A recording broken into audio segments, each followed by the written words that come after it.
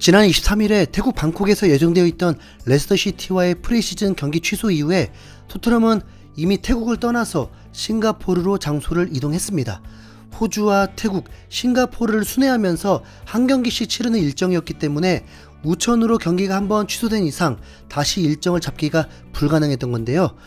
솔직히 친선 경기가 하나 취소된 건 태국을 찾을 팬들에게도 불행이지만 그보다는 토트넘 선수들에게 더 치명적인 매우 불운한 사건이라고 할 수 있습니다. 토트넘이 새로 지은 훈련장의 시설은 전 세계 최고 수준이라고 알려져 있는데 굳이 그보다 안 좋은 태국까지 가서 훈련만 하고 경기는 못한 거니까 다음 시즌 준비에 큰 지장이 생긴 거거든요. 하지만 이미 지나간 일인 이상 미련 갖지 않고 다음을 봐야 합니다. 다음 경기는 내일 저녁 8시 30분 싱가포르 현지의 라이언시티의 세일러스와 싱가포르 국립경기장에서 치르게 됩니다.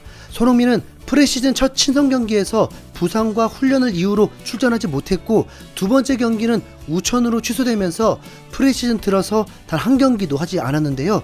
지난번에 발표된 선발 명단에는 확실히 이름이 포함되어 있던 만큼 내일 경기에서는 선발로 나올 겁니다. 드디어 기다렸던 손흥민의 경기를 보는 거죠. 사실 지난 시즌 손흥민은 안화골절에 스포츠 탈장 증세까지 겪으면서도 동시에 월드컵 일정도 소화했습니다. 인간적으로 말이 안 되는 일정이지만 손흥민의 열정이 상상을 초월했기 때문에 가능했던 스케줄이라고 봐야죠. 당시 감독인 콘테조차 수술을 하고 이탈리아로 가서 휴식을 한 적이 있는데 손흥민도 충분히 그럴 수 있었거든요. 하지만 인터뷰를 통해서 팀이 힘든 상황에서 혼자만 쉬는 건 불가능했다고 밝히면서 토트넘의 기둥다운 발언을 했습니다. 콘테 씨가 이런 걸 좀 본받았어야 하는데 실제 콘테가 있던 시절 토트넘은 내부적으로 상당히 엉망이었다고 하죠. 지난 7월 초에 히샬리송이 인터뷰를 통해서 콘테 감독의 이상 행동을 폭로하면서 팀이 정상적이지 않았다고 말했습니다. 영국 매체인 데일리 메일에서는 히샬리송의 인터뷰 내용을 전했는데 출전 시간이 필요하다고 공개적으로 발언한 건 내 실수였고 이후에 사과를 했다.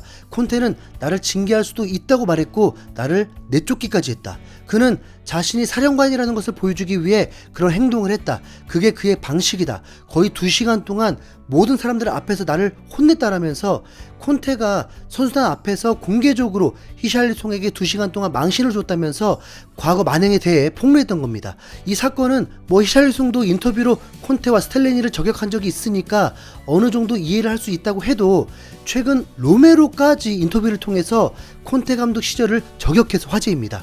영국의 축구 전문 매체인 풋볼 런던은 로메로가 콘테에 대해 한 말을 전했는데요. 월드컵에서 우승을 하고 팀에 돌아왔을 때 선수들과 감독의 사이는 이미 벌어져 있었다. 복귀 후 첫 경기였던 빌라전에서부터 모든 게 시작됐다. 한 경기를 이기면 두 경기를 졌다. 그리고 모든 게 분열됐고 코치진과 선수들이 같은 방향을 바라보지 못하면서 더욱 어려워졌다라면서 콘테가 경질되기 전부터 팀이 분열됐고 이후로도 문제가 해소되지 않았다고 했죠. 손흥민 입장에서는 몸도 정상이 아닌데 감독까지 팀을 분열시키는 상황이다 보니 당연히 제 컨디션일 수가 없었습니다. 하지만 이번 시즌에는 공격적인 전술로 득점왕 때의 공격력을 되살리려고 하는데요.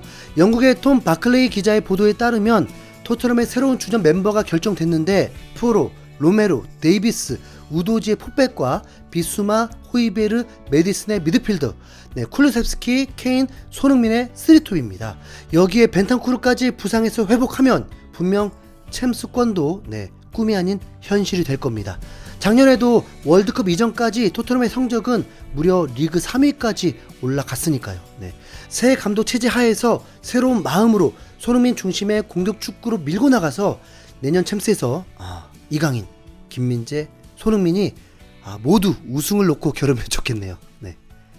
근데 수비수 영입은 되겠죠? 이상 흰수염고래였습니다. 감사합니다.